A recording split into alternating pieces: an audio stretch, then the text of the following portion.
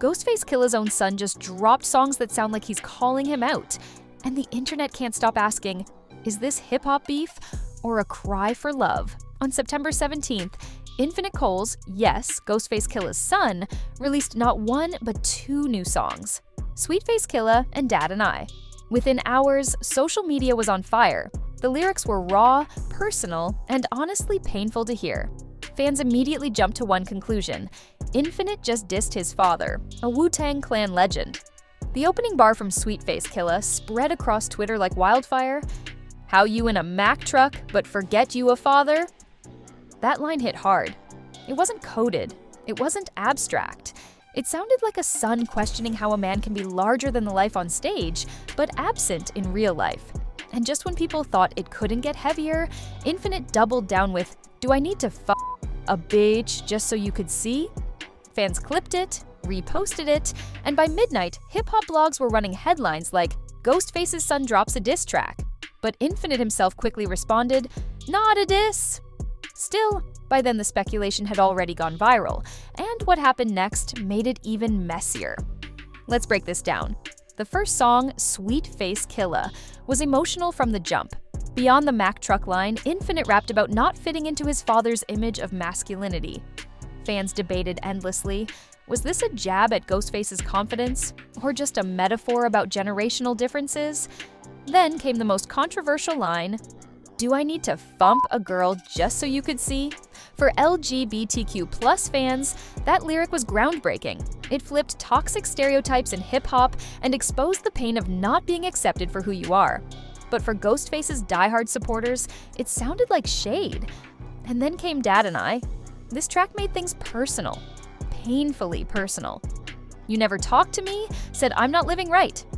You tell me to man up, yeah, when I put on makeup, yeah." That was the moment people stopped debating and started declaring Infinite just ethered his father. TikTok spliced the lines over Wu-Tang footage. Memes joked about a Wu-Tang family feud. Even casual listeners felt the sting. But here's the twist. Infinite said it wasn't hate, it was love. For Infinite Coles, these songs weren't weapons. They were therapy. He said in interviews, "I have no hate towards my father.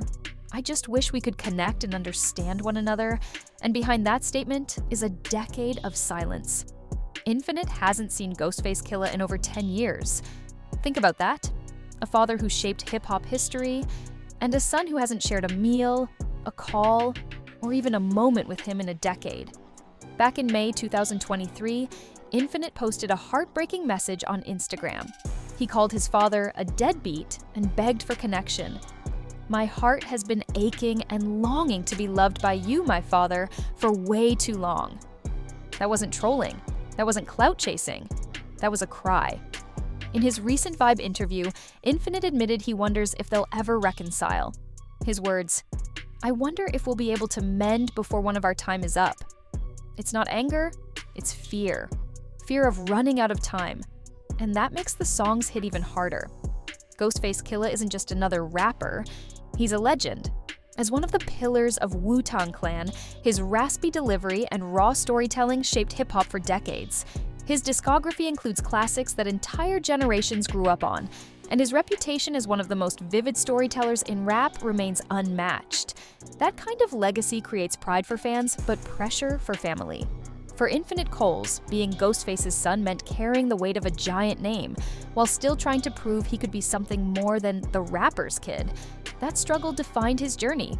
For Infinite, the challenge wasn't only living under Ghostface's shadow, it was also breaking through as himself. In a 2017 interview with Nylon, he admitted, "My hard work was to accept myself." That line tells you everything. He wasn't trying to out-rap his father. He was trying to live authentically. Once he embraced who he was, he said, opportunities started to flow. But that journey wasn't simple. Hip-hop hasn't always been welcoming to LGBTQ voices, and Infinite, as a proud gay artist, had to push through barriers few others faced in the same spotlight. Infinite's identity is central to his music. Lyrics about makeup, self-expression, and challenging masculinity norms aren't just about Ghostface, they're about him. He's rewriting what it means to be a son of a rap legend in 2025. Where Ghostface thrived on gritty street tales, Infinite thrives on vulnerability. That difference creates tension, but also distinction. He doesn't want pity or clout. He wants recognition as his own person. It's why SweetFaceKillah isn't just an album title, it's a manifesto, a way of saying, I'm here, I'm visible, and I refuse to be reduced to someone else's legacy. But fans didn't just listen quietly, they debated fiercely. On Twitter, threads broke down lyrics line by line. Some argued Infinite was exposing Ghostface, while others said he was simply opening his heart. Reddit forums exploded with speculation. Was this a new era of father-son rap beef, or just a misunderstood plea for love? TikTok edits amplified the drama. Clips of Infinite's vocals were stitched next to vintage Ghostface performances, reframing it as a generational clash. Online, the narrative leaned toward diss tracks, because beef is easier to digest. But the truth was more layered. Headlines read, Ghostface Killah's son calls out dad in new tracks, and Wu-Tang legacy faces family feud. Even outlets outside music picked it up, framing it as a culture story. Was Infinite brave for speaking out, or wrong for dragging personal pain into the spotlight? That framing divided readers. Some praised the honesty, others criticized the method, but one thing was certain: people were talking. Infinite had taken a private wound and turned it into a public conversation, and whether fans called it art or drama, the impact was undeniable. Then came the album title controversy. SweetFaceKillah sounded like parody, even mockery, of Ghostface's own name. At first, trolls mocked Infinite with it, spamming his DMs with the nickname, but instead of folding under pressure, he reclaimed it. In interviews, Infinite admitted the name started as shade but became empowerment. At first, I was depressed, he explained, but then I realized they kinda ate that. So now it's my album name that turned hate into branding. Suddenly, what looked like mockery became a declaration. Fans applauded his resilience. He made insult into identity. The reaction revealed something deeper. This wasn't just about Infinite versus Ghostface, it was about how hip-hop treats vulnerability. In a culture built on toughness and bravado, Infinite flipped the script. Instead of pretending everything was fine, he laid bare a decade of silence. Some called it weakness, others called it revolutionary. Either way, it cut through the noise. By refusing to deliver a typical diss, Infinite redefined what a call-out track could sound like. Less about attack, more about confession, less about destroying reputations, more about begging for connection. That alone made the songs historic. But here's the haunting part. Through all the noise, Ghostface himself stayed silent. No responses on social media, no interviews addressing the songs. Just quiet. For fans, that silence felt heavy. Some interpreted it as guilt, others saw it as dignity. Either way, it left Infinite's words hanging in the air unanswered. That gap gave the songs even more weight, because when one side speaks with pain and the other says nothing, the silence feels louder than words. For Infinite, it likely deepened the ache. For fans, it added mystery to an already complicated story. The bigger question became clear. What happens when fame and fatherhood collide? Ghostface built a global reputation, but Infinite is still waiting for something simple. His songs raise uncomfortable truths. Does being a legend excuse absence at home? Can someone shape culture but fail to show up for family? Infinite's tracks push listeners to think about more than rap. They force reflection on how fame magnifies wounds, how celebrity doesn't protect against personal pain. And in the end, it asks fans to weigh what matters more: the art that lasts forever, or the relationships we lose.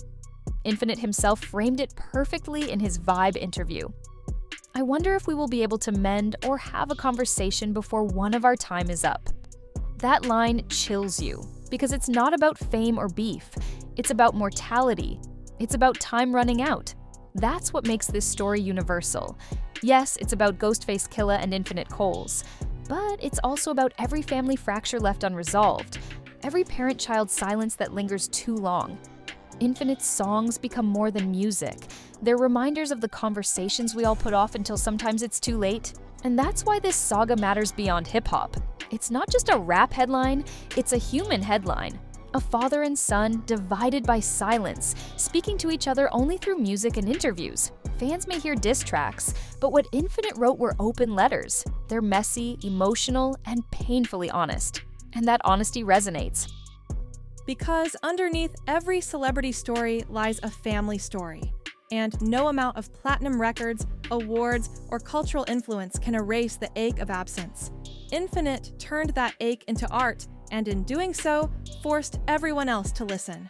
So, where does this leave us? One of hip-hop's most respected voices, Ghostface Killah, finds his family life now debated across the internet.